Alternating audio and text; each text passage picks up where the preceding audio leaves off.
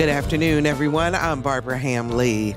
Overall, it would appear that the nation is finally starting to recover from the housing crisis. Interest rates are low, home prices are on the rise, and business for home builders is booming.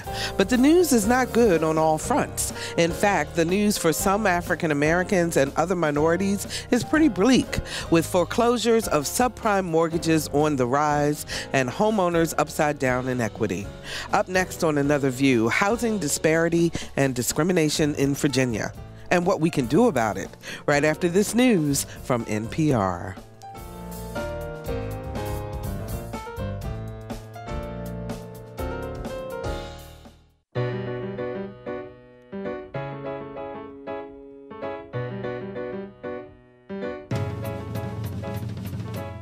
Discussing today's topics from an African American perspective, this is Another View.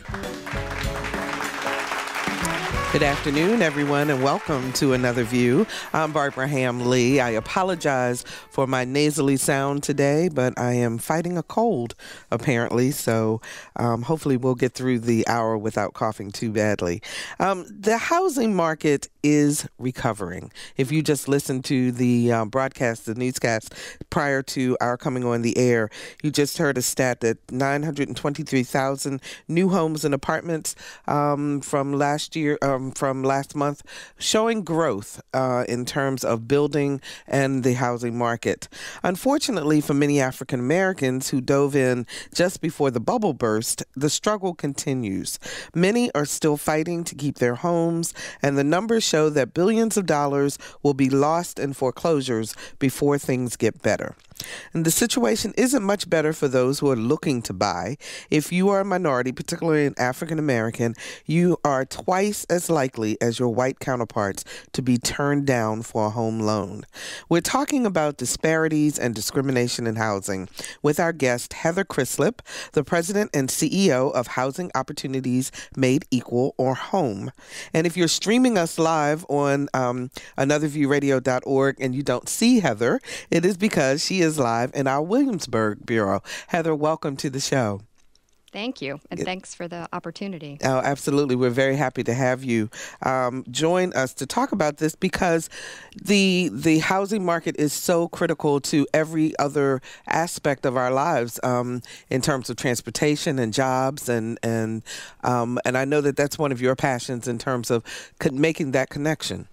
Absolutely. I believe firmly that where you live makes all the difference in terms of your opportunities to be able to find good employment, to raise your children in a neighborhood where they have access to education and have access to transportation to be able to find the job and find the other opportunities that make life rich. Mm-hmm. So tell us about HOME, exactly what you all do. Sure. HOME is one of the largest and best known fair housing organizations in the country. Mm-hmm. We're also one of the oldest. We were founded 42 years ago in Richmond. We've worked on fair housing as our core mission for all of that time. We are known nationally for two very big wins that really transformed the national fair housing landscape. Mm-hmm. One was a Supreme Court case that went all the way to the U.S. Supreme Court in the 1980s. It was called Havens versus Coleman. Mm-hmm. And we had found through testing, which I can talk about in a little bit, that there was an apartment complex in Henrico, Virginia, that was steering African Americans away from living there. We took that case all the way to the Supreme Court and won the right for private fair housing organizations like HOME to be plaintiffs and bring cases through civil law to fight housing discrimination. Mm-hmm. And that really started a national movement of private fair housing organizations to enforce the fair housing laws. So prior to that, there really was no advocate for people who were facing that discrimination? Well, individuals who believe they've been discriminated against could bring cases. Mm-hmm. But as you know, discrimination is also often so subtle that the only way to route it out is through testing and through sending in a protected class seeker of housing, and then a control tester, and then comparing their experiences and doing that over and over. And those, I know we've heard a lot about those types of testing because they usually make the news in terms of, who gets accepted and who doesn't, and who's able to get a mortgage and who isn't, et cetera. Right. Right. So that's still a core part of what we do today is testing to find discrimination when it is very subtle to the person presenting themselves to find housing. Now, racial discrimination, I would assume, and tell me if I'm wrong, but that overt racial discrimination is probably not as prevalent as it was, but that there are other types of discrimination, such as people with disabilities, for example. Absolutely. I can back up for a minute and tell you about the Fair Housing Act and who it covers and who it doesn't. The Fair Housing Act was in 1968. It was a part of the Civil Rights Act of 1968. It was added just after the assassination of Dr. Martin Luther King. And it was added to really bolster the protections allowed in housing. It prohibits discrimination in the sale and rental of housing, and there are 7 protected classes: race, color, religion, sex, and then in 1988, national origin and disability were added, and familial status. And in Virginia, there's an additional protected class for elderliness. So the Act prohibits any discrimination, either disparate treatment between somebody of a protected class and somebody who wouldn't be in a protected class, but also disparate impact. And that's something we can talk about later. So you mentioned familial and elderly, and I know that there are a lot of developments that are for seniors only. That's How do they get around the law? There is an exemption for structures that are constructed specifically for elderly, and that allows them to restrict persons to persons who are elderly. But you cannot discriminate against someone because they are elderly. Got you. So is home ownership still the big American dream? Oh, I think it absolutely is. And it is very important for wealth creation, specifically in African American communities. Brandeis University did a study that made the front page of the Washington Post last year. And it was a 25-year study where they tracked 1,700 households for 25 years. And they found that the total wealth gap between white and African American families in that time period nearly tripled, increased from a gap of about $85,000 in, I think it was 1985, to about $236,000 in 2009. And they went meaning that's how much that white families had that much more in wealth. Right. Okay. Right. After a 25-year period. Yep. Their key finding when they parsed through where that gap arose from was the inequities and the differences in housing. In particular, they cited the largest factors as being the ability to live in a neighborhood where values were more likely to increase, and also the number of years of home ownership. And they found that the average African American household that was in the study purchased a home about 9 years later than the white households.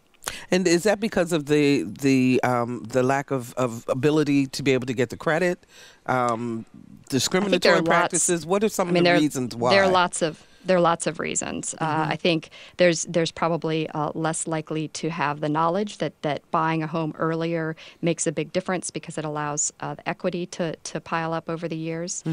There's access to down payment. That's something else we work on at home. And then there are inequities in the ability to get a loan. Especially now, we saw that when the housing boom was going on and the subprime mortgages were prevalent, it made it so much easier for those who normally would not be able to get into a home to actually do that. That's absolutely true.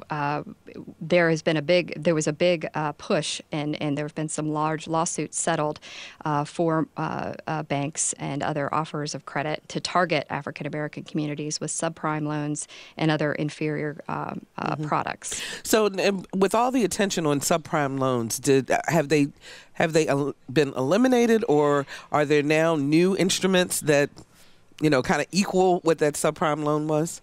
Yeah, I mean, I think Well, I would say the housing bust did really decrease the amount of subprime loans that were in the market, but we are certainly seeing those products come back. So if you have never bought a home before, if you're a first-time home buyer, or if you've been out of the home market for a while, and someone presents you with terms and so forth in terms of a mortgage, how do you know if it's a subprime loan?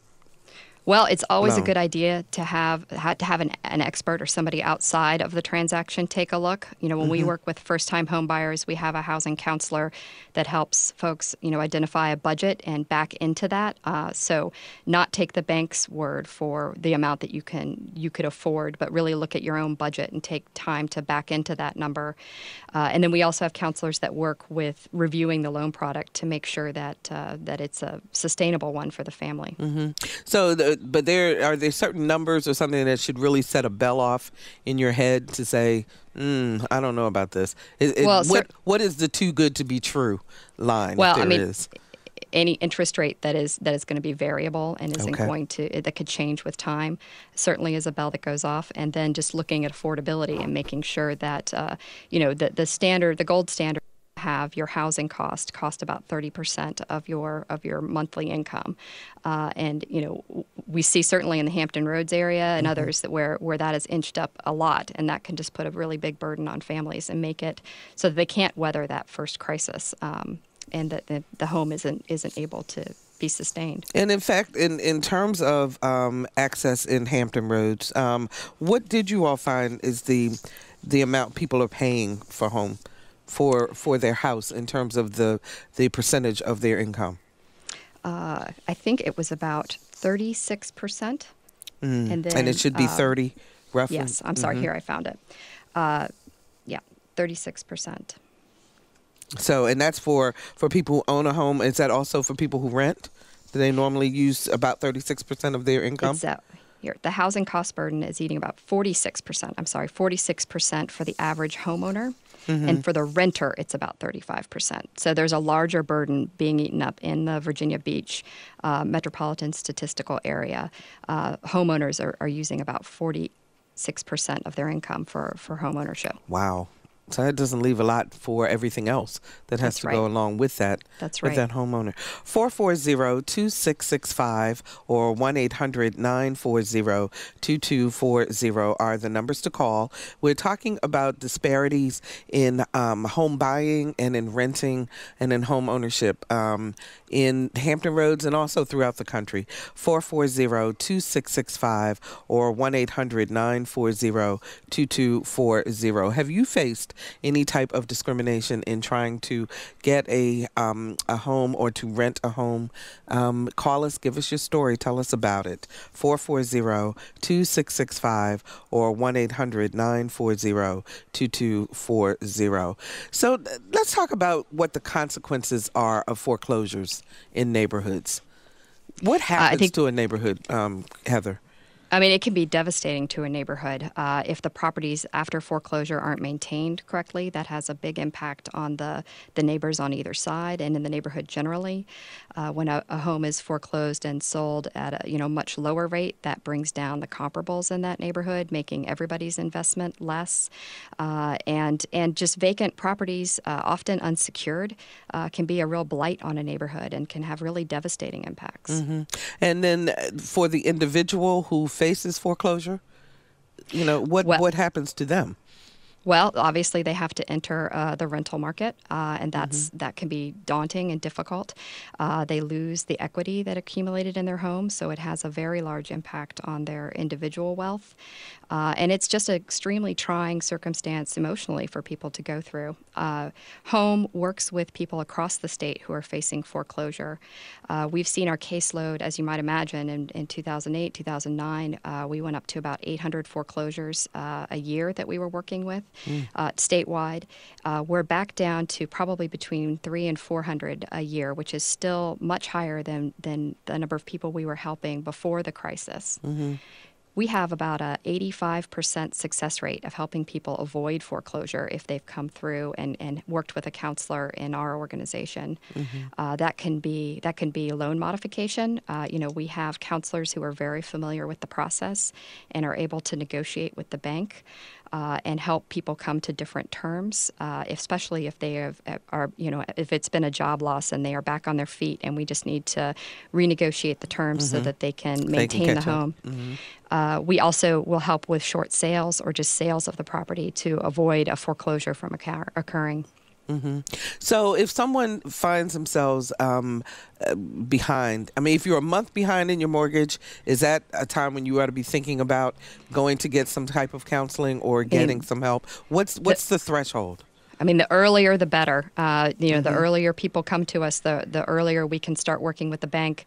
If it's just a 1 month blip and you think you're going to be able to get back on your feet immediately, that's probably something, people can handle themselves.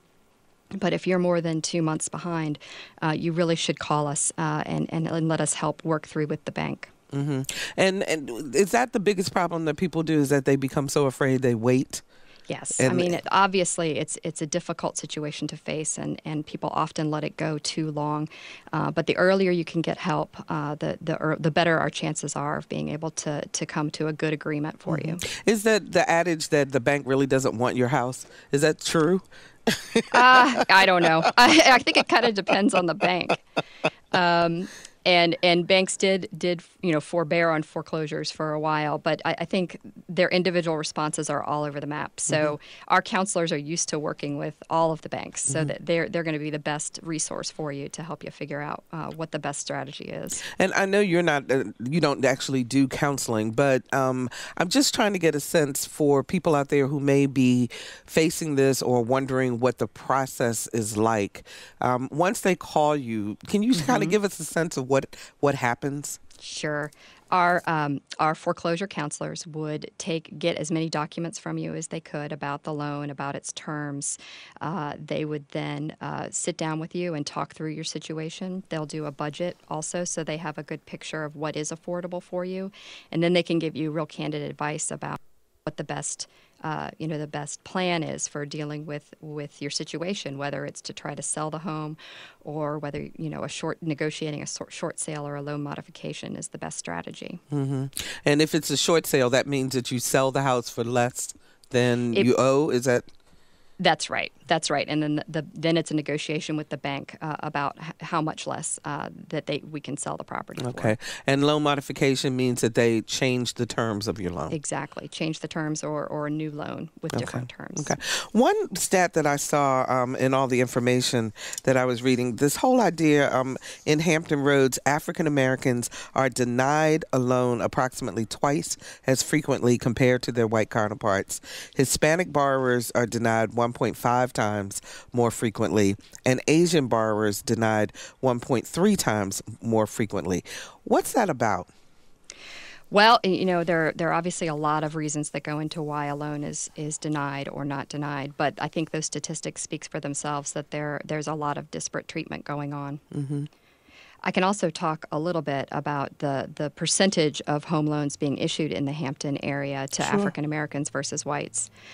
In the years leading up to the collapse of the housing market, the share of African American loan applications was increasing, comprising up to 35% of the market in 2006. So 35% of all of the home loans issued in the region were issued to African Americans.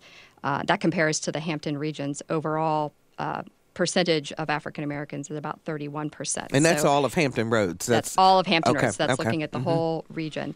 So, at the height in 2006, loans to African Americans were being issued at about the same rate to their population. But since that time, it's plummeted to just 12%. So only 12% of the home loans issued in the region are being issued to African Americans. So how do you know when, I would imagine some of that may have to do with the amount of income, lack of good credit, things of that nature. But also, does your study tell about where that kind of crosses over away from the loan applicant's problem, if you will, into the institutional racism? Well, it's tough because these are aggregate numbers that are put out there. But I think that the swing itself tells that story. We suspect that a lot of the loans being issued in the height, when we got up to 35% of the loans, that there was probably some predatory lending, factoring into that, so that a lot of the loan products that were being offered weren't good for the consumer. So what should we be doing in order to try to turn these numbers around? I mean, we need. Go ahead. Sure. We need to bring attention to them. I think it's important for banks to know that people are paying attention to the number of loans being issued, and that's going to be our most powerful tool. Mm-hmm. So what do you do if you're in that situation and you've been turned down for a loan? Do you have any recourse? Yeah, if you suspect that you've been a victim of discrimination, you should call home. We could do testing. We can do, if it's on its face a discriminatory statement is ever made, we could help file cases based on that alone. If you ever suspect that you've been a victim of discrimination, you should call us. Mm-hmm. I know a lot of people may feel that or be shy about reaching out from that perspective because, it's difficult to, as they say, call the race card. Right. Even if we are just getting tips about places where we suspect discrimination is going on, that's when testing can play an important role in helping us, call attention to them and bring cases and actions. 440-2665 or 1-800-940-2240. Have you applied for a loan recently and been turned down? Do you think that there was some discrimination going on, or were there other factors that affected your ability to get a home loan? Give us a call and let's talk about it. 440-2665 or 1-800-940-2240. So, Heather, your counselors, do they advise if you're turned down once, do you keep trying? Do you give up? What do you do? Sure. I think any consumer is well served to shop around, using a mortgage broker or trying out several opportunities. You always want to shop to get the best deal on a home mortgage. So I would always recommend looking around and finding the right lender. But if lenders are denying opportunity, that's what we want to hear about. Right. And if they are denying opportunity and you call, then they will start to really delve into your individual case. Is that correct? That's right. Yep. Okay.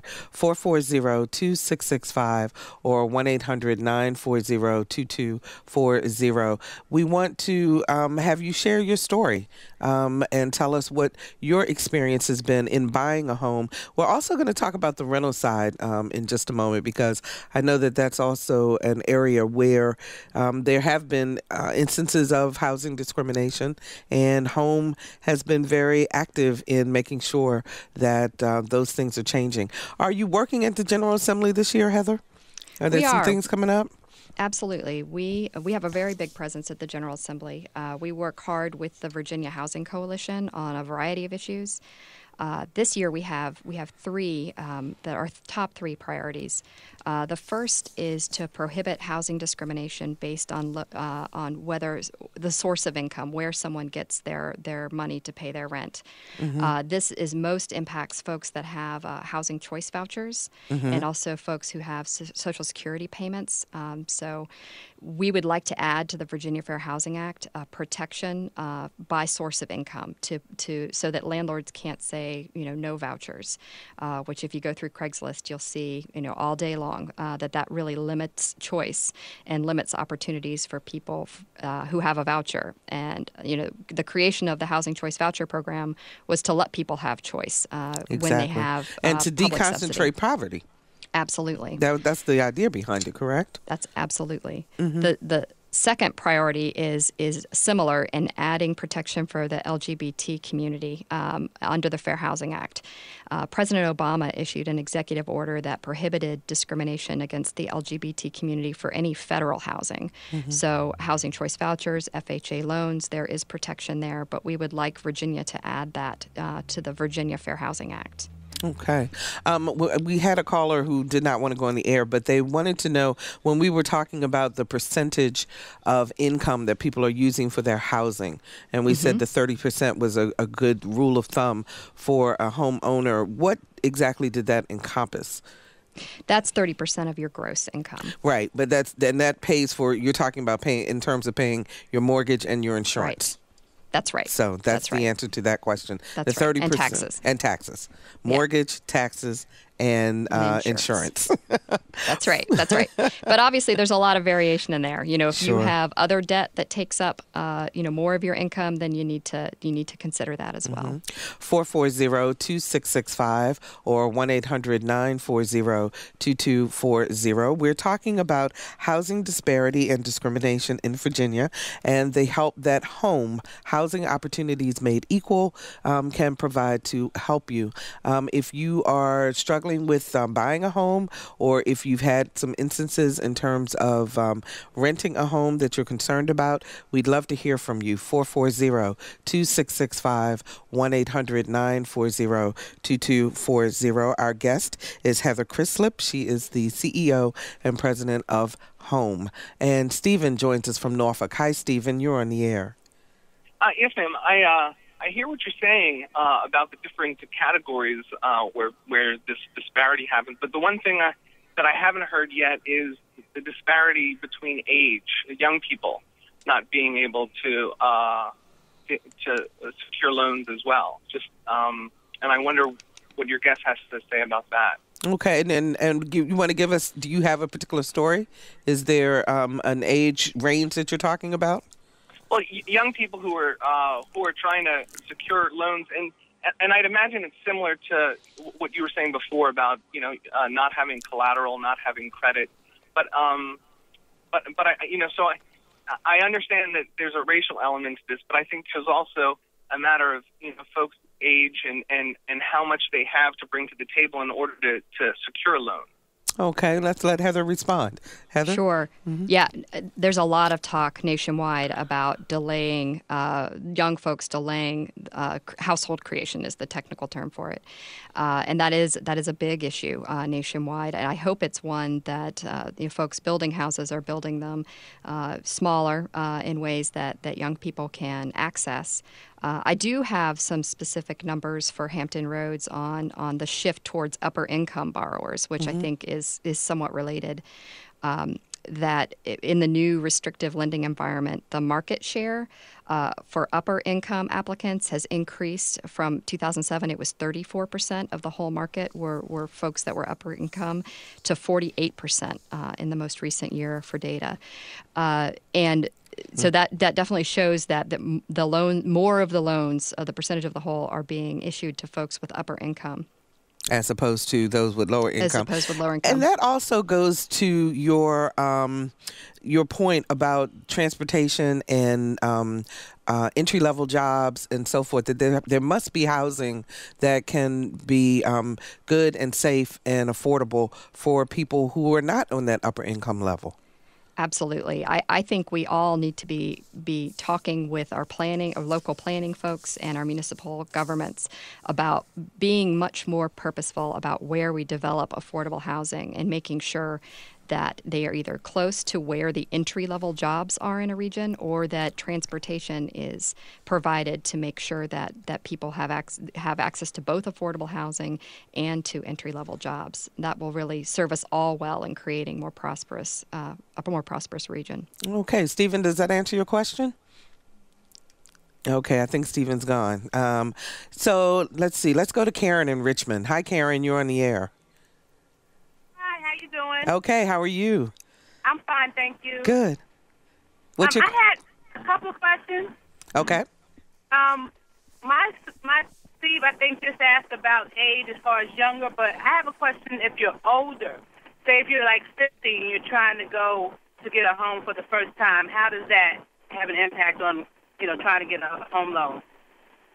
Okay. And did you have another question also? Yes, ma'am. I also had...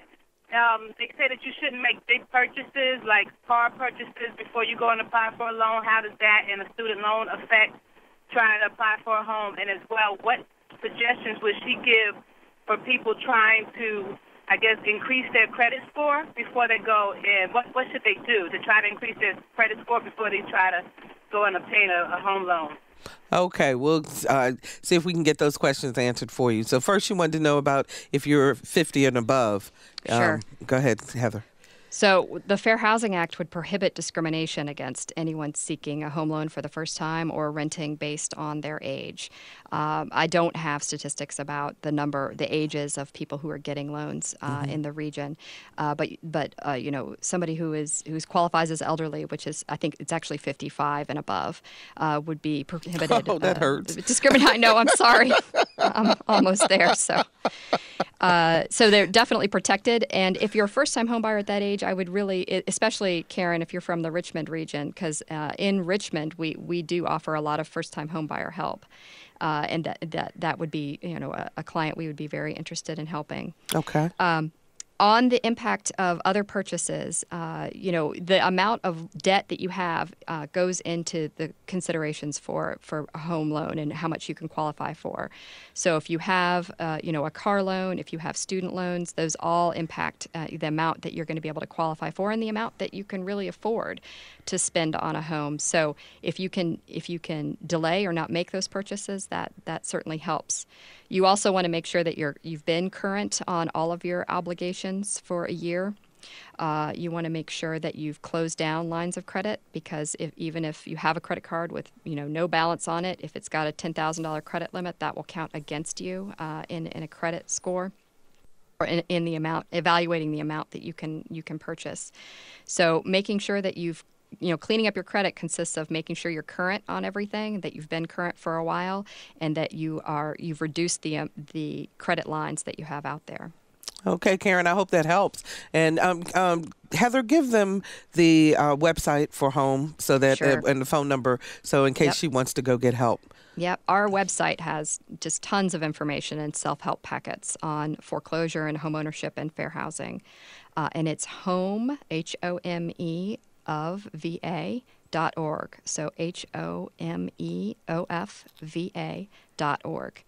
And our phone number is area code 804-354-0641. Okay. And I also know that if you are a first-time home buyer and you live in the Hampton Roads area, I know that the Urban League also offers first-time home buyer counseling, but can people from this area also contact home for that? For first-time homebuyers, you can certainly go on our website and find materials there. The down payment assistance we have comes through the municipalities in Richmond, so we're limited. That's the one service of home that is limited to the Richmond area. To the Richmond area. Okay, Karen, I hope that helps. Thanks so much for your call. Joe joins us from Hampton. Hi, Joe. You're on the air. Hi. Hi. My question is really fairly simple. A few years back, the banks changed their requirements for down payments and actually increased it to a lot of times 10 to 20%. And I was wondering if a dynamic like that could have an effect on the number of people actually getting loans approved. It was such a dramatic statistic on the racial end of it, but I wondered if some of the down payment issues could be playing into that. Heather? Sure. I mean, yes, that could have an impact. There are products out there, though, FHA loans, for example, that provide, a low down payment option. You do pay for that with a slightly higher interest rate, but there are options out there for people who don't have the full down payment available. Mm-hmm. And you did say that home in the Richmond area will also help you with closing costs and down payments? Is that right? That's right. For low and moderate income home buyers. So it's limited based on your income. Okay. Thank you, Joe, so much for the call. We appreciate that. Chris joins us also from Hampton. Hi, Chris. You're on the air. Chris? Chris, are you there? Okay. Okay. I'm sorry, can you hear me? Yes, there you are. We can hear you now. Chris is short for Christy. Oh, okay. All right, but my question was basically in regards to purchasing a home in a traditional sense versus rent-to-own. And then, of course, I know that home ownership is a lot better than getting an apartment as well, but I want to look at all three of those. All three options. Comparison. Yes. Okay. Heather? Well, if you're able to, the ability to impact wealth, then homeownership is always the best route to creating a nest egg and creating wealth and stability. Rent to own has not been as big an option in our current economic climate. It's something we're looking into at home as an option because it would ultimately lead to a homeownership track. And rental is homeownership isn't for everybody. People who need to have more flexibility, who think they might be moving in a few years, the right rental arrangement can also be a good choice. It kind of just depends on what your goals are and what your needs are. So you really need to look at all three options and just figure out which one works best for you. Thanks so much for the call, Chris. We appreciate that. Heather, I want to talk about rental for a minute because one thing that jumped out at me on your website was the discussion about disabilities and how if you are renting, that there are certain changes, accommodations, reasonable accommodations that landlords should be willing to make.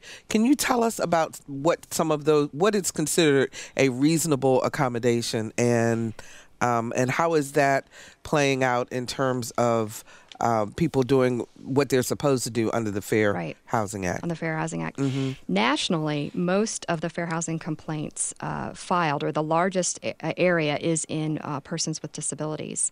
The Fair Housing Act gives two protections there. Obviously, you cannot be discriminated against because you have a disability. But in addition to that, landlords and sellers have to provide reasonable modifications to the property, and that means curb cuts. That can mean grab bars. That can mean doorways. They have to provide reasonable modifications to the property so that the renter can enjoy the property the same way a person without disabilities would be able to. They also are required to provide reasonable accommodations in policies and rules. So that can mean allowing a service animal to be in the home when they would normally have prohibited pets. That can mean changing the date on which your payment is due. If you receive, for example, a disability payment on the 15th of the month, but your rent was due on the 10th, requesting a change so that you can meet that obligation in a timely manner is required under the law. We had a notable case in Richmond about a year or so ago of a landlord that there were many steps up to the apartment, and the client had unfortunately gotten cervical cancer and ended up in a wheelchair and was unable to get in or out of her home. And the landlord would not terminate or would not let her out of the lease. And in that case, that would have been a reasonable accommodation of the situation that she found herself in. So she spent months trapped up in her apartment because she couldn't get in or out, and she didn't have the resources for a new down payment or to move, get out of the lease and move on her own. So we took that case and we took it through the Virginia Fair Housing Board. We're able to get her out of the lease and also get her some amends for spending those months trapped.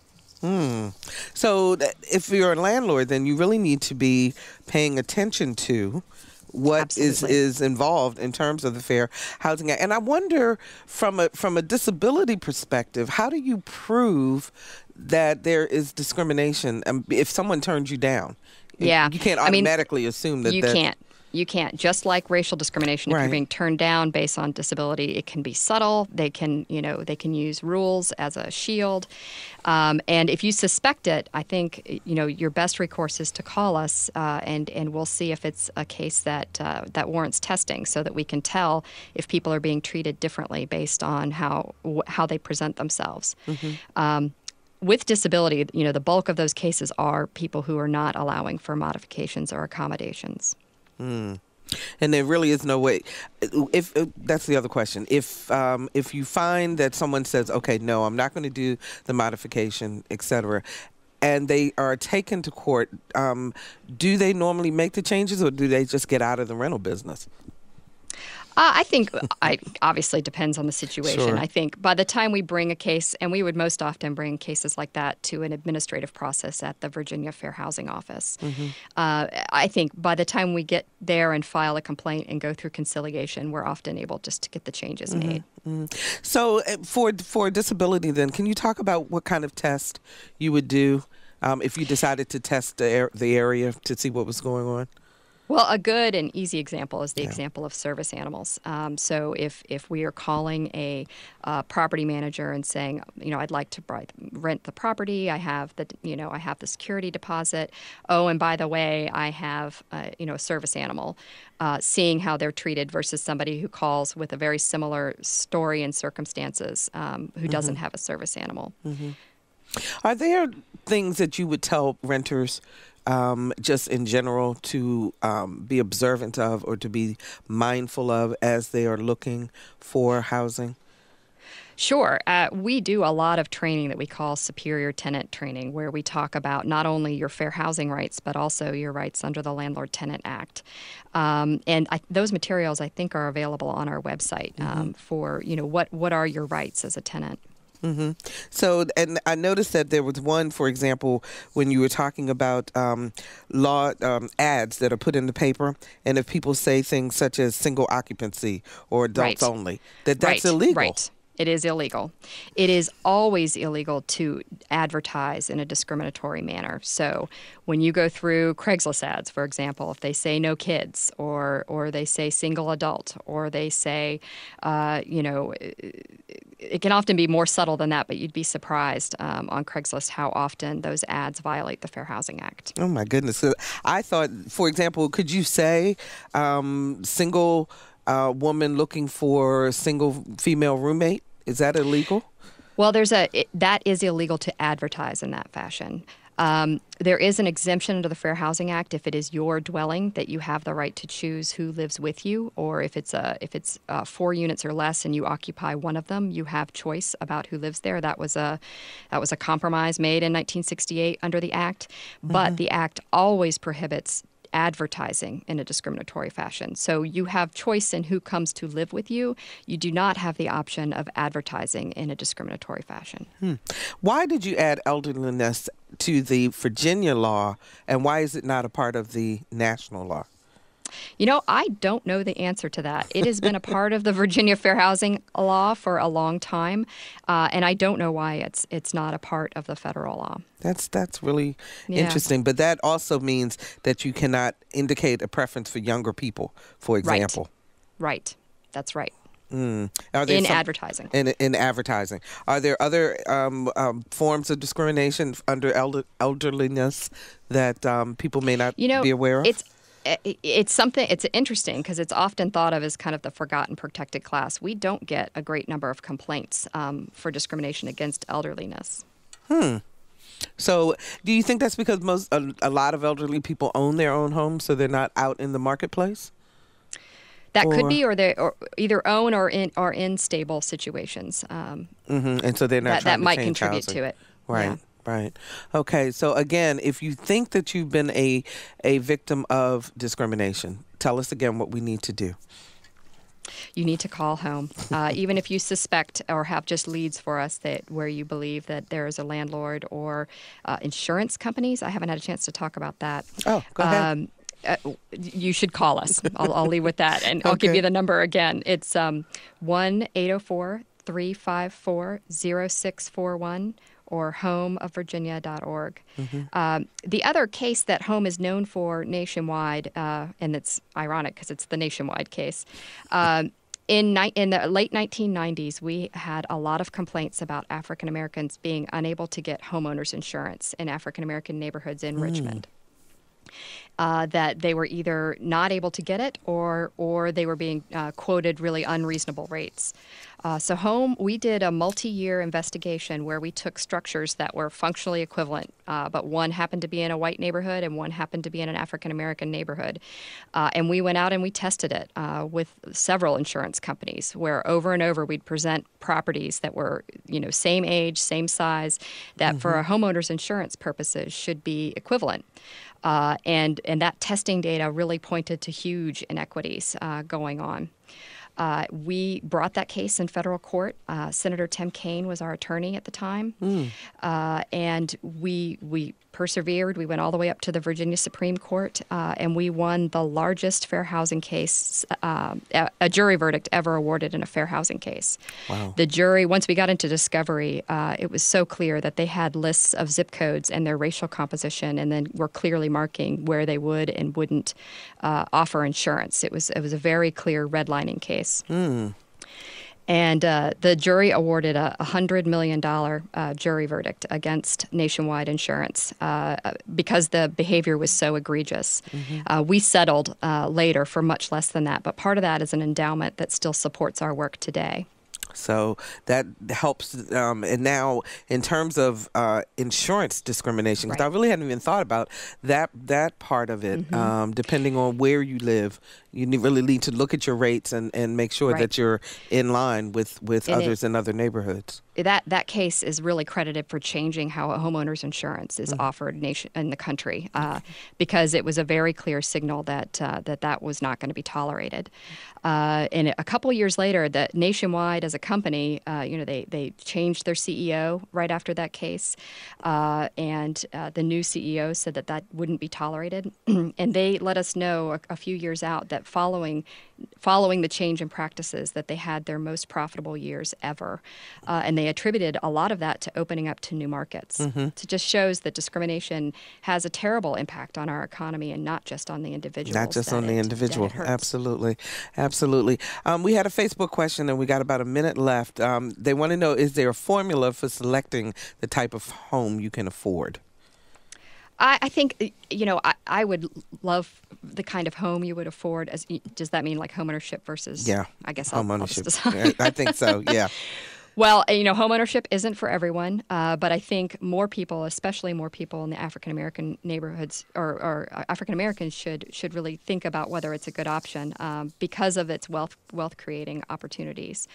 I think any housing counselor can help you work through that and figure out what's the best arrangement for you.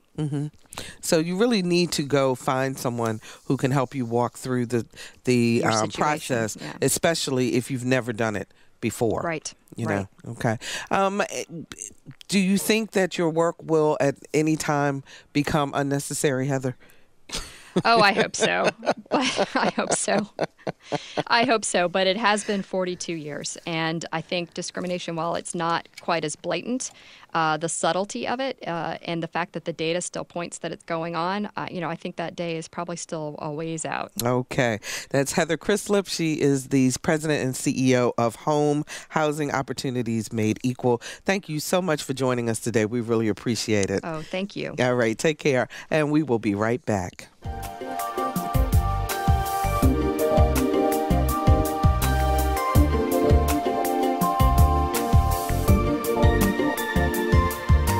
Hi, I'm LaShawn Merritt, and if you want to discuss the issues and celebrate the successes of the African American community, listen to Another View on 89.5.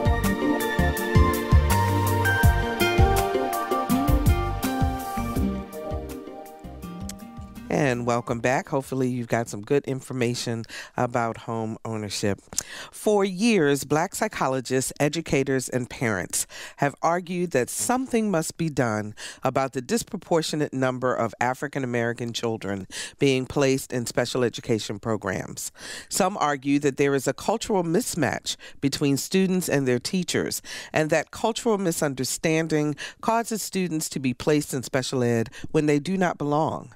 Hiawatha Clemens believes that's what happened to him, and the soon-to-be summa cum laude graduate from Old Dominion University shared his story with our Lisa Godley.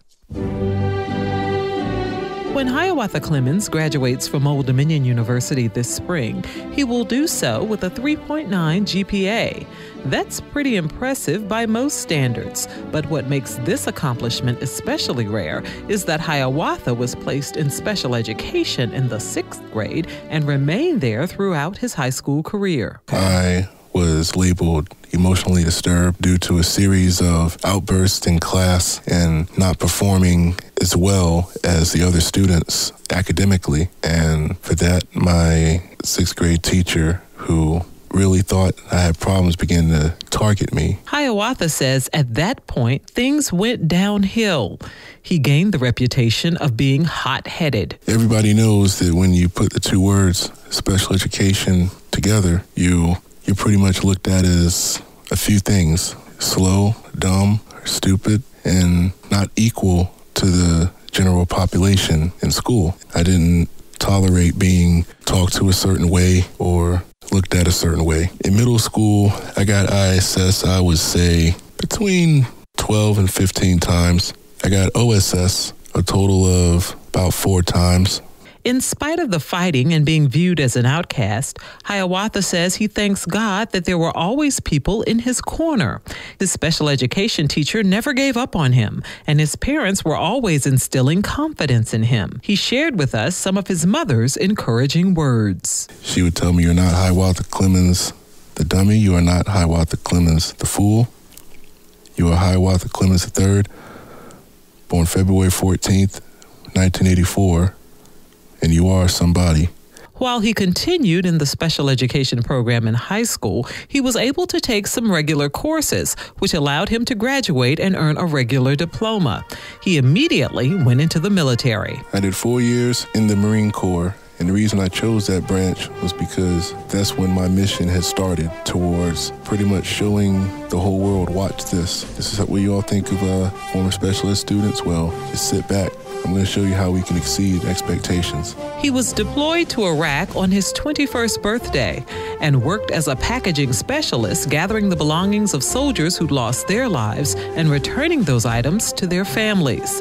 After his tour was over, Hiawatha was ready for his next challenge. I decided that I needed to go back to school, and I started back at TCC. I graduated with 2 associates, one in social sciences, one in general studies. And then I got accepted to ODU, which is a school that, as a young man, I never thought I would be accepted to. And he excelled, majoring in human services and minoring in special education. He's currently on the dean's list with a 3.9 GPA, and he's made it his mission to encourage others who find themselves in the same position he was in not long ago. That I know exactly how that feels. They wrote me off the same way, and I just refused to take no for an answer. I got on the mission to just succeed and not accept mediocrity, and to set myself up for an abundance of blessings by being able to touch other people. Hiawatha's plans after graduation include an internship at an orphanage in Cape Town, South Africa, where he'll be working with children battling HIV.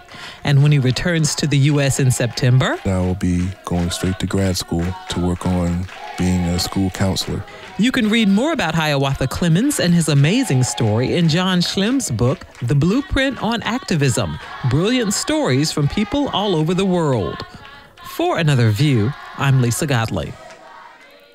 And what an uplifting story. Congratulations, Hiawatha Clemens. He will be graduating in May, I believe, so that's fantastic. Want to bring to your attention, Celebrate Healthcare presents Enroll Fest Get Covered today, because you still can sign up for healthcare. It is tomorrow, January the 18th. There are 2 locations. One is in Newport News from 10 until 1 at St. Paul AME Church. That's at 2500 Chestnut Avenue in Newport News. And another one in Suffolk from 11 until 2 at St. Paul Baptist Church, 809 Lincoln Avenue in Suffolk. If you want more information, call 757-287-0277. So that's an opportunity for you to learn more about applying for health care. We hope that the information we've shared with you today has been very helpful. If you'd like to hear the show again or share it with a friend, please visit anotherviewradio.org and download the podcast. While on our site, you can register for our eView newsletter, a once-a-week reminder of upcoming shows, and we're on Facebook, so be sure to like us. Next week, it's Another View on Health with Dr. Keith Newby. We'll talk about Alzheimer's and the challenges faced by African Americans diagnosed diagnosed with this disease. Our theme music was composed and performed by Jay Sennett. Our producer is Lisa Godley. Victor Bowen is our audio engineer, and Ashley Dillard answered our phones. I'm Barbara Ham-Lee. Thanks so much for listening. Have a great weekend. Happy Martin Luther King Day. And let's get together again next Friday at noon for another view.